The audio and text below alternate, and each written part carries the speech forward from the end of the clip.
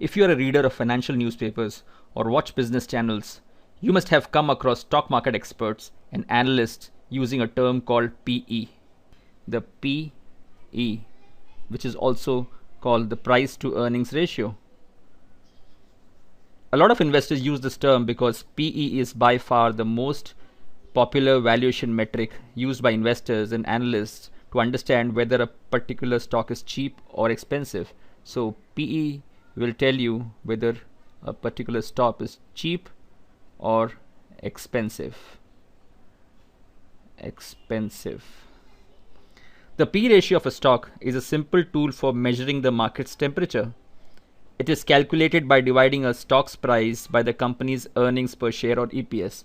So the formula for PE will be price, which is the stock price, divided by the earnings per share, which is the E.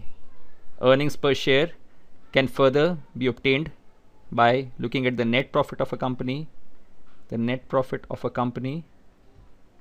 divided by the number of shares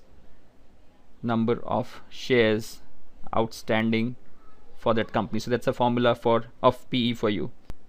Now let's understand PE using a hypothetical example. So PE, as you understand, is price upon EPS. Now I assume a company's latest year's EPS stands at rupees 10. So we have the denominator, which is 10 rupees per share, and its stock is trading at, or the price is rupees 120. So the price is 120 and the E is 10, which means the PE of the stock is 12x or 12 times. If the same stock moves up to rupees 150, assuming the stock price rises to 150, while the earnings of the company remains at 10, so for some reason the stock has risen to 150 rupees in a short span of time, while the earnings per share remains 10, the PE of the stock will now be 15x. It has risen to 15x. As a general rule of thumb, higher the P, more expensive the stock. This is because investors are paying more for each rupee of a company's earnings. Now, like a stock has a PE that tells whether it's cheap or expensive, the stock market also has its PE. So the stock market, assuming we are looking at the BSE Sensex, which represents stock market, also has a PE like a stock. And the stock market PE tells us whether the broader markets are cheap or expensive. So, like Infosys is currently trading at a PE of 15 times, the BSE Sensex currently has a PE of 17 times. Now you may wonder, looking at Infosys PE, I can tell whether the stock is cheap or expensive relative to other stocks in the sector. But how do I know whether the overall markets are cheap or expensive looking at the Sensex PE? After all, the Sensex is not a single company, but is made up of 30 companies. In effect, you are asking at what Sensex PE you should invest to earn good long-term returns from the stock markets. So the question is, at what Sensex PE should you invest to earn good returns in the long term? Well, the answer is here. Have a look at this chart. This is a chart which shows 3-year returns calculated daily for the days when Sensex PE has been at different levels. So assuming if the Sensex PE has been 19 times, has been greater than 19 times, for 3 years after that day, on an average, investors have made returns of 2.6% per annum. So if investors had invested when the Sensex PE was greater than 19 times, on an average they have made 2.5% return over the next 3 years. In the same way, if the Sensex PE was in the range of 16 to 19x and investors invested during that period, over the next 3 years they earned a return of 15%. And if the Sensex PE was lower at 16x, if investors had invested when the Sensex PE was lower than 16x, on an average in the past they would have made 21% return per annum from the stock markets. While we are not saying that the past performance will surely repeat in the future, we are just trying to indicate what has happened in the past and how much returns and investors have made investing at different levels of the Sensex PE.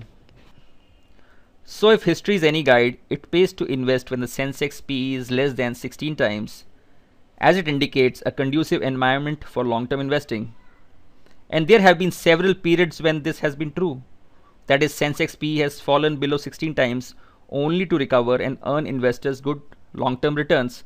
Just check this chart.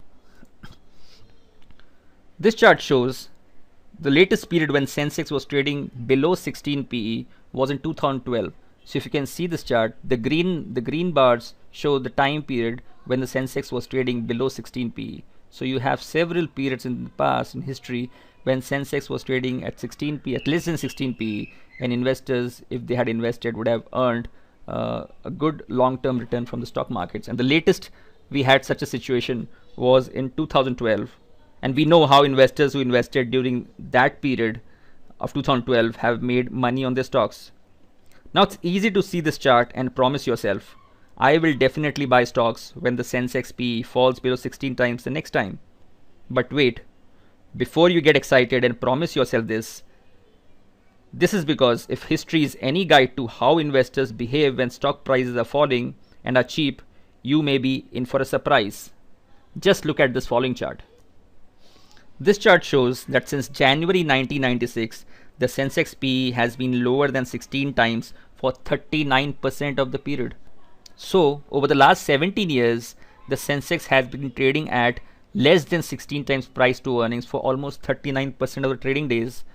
For almost 26% of the trading days, the PE has been between 16 and 19 times. And for around 35% of the trading days, the Sensex PE has been high at above 19x.